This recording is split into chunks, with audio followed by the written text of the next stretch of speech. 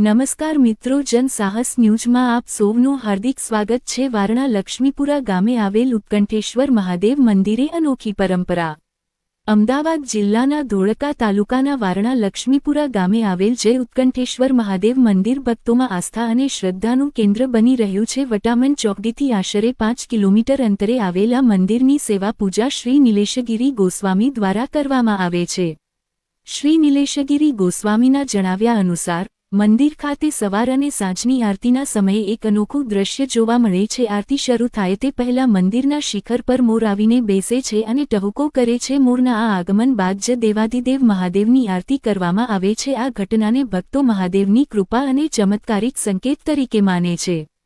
કાઠિયાવાડ સૌરાષ્ટ્ર યાત્રા અથવા પ્રવાસે જતા શ્રદ્ધાળુઓને વારણા લક્ષ્મીપુરા ગામે આવેલ ઉત્કંઠેશ્વર મહાદેવ મંદિરના દર્શન કરવાનો અનુરોધ કરવામાં આવે છે। આ પવિત્ર સ્થળે આવીને ભક્તો આધ્યાત્મિક શાંતિ અને દિવ્ય અનુભૂતિનો લાભ લઈ શકે છે। રિપોર્ટર બીનાબેન આહિર, સિહોર, ભાવનગર।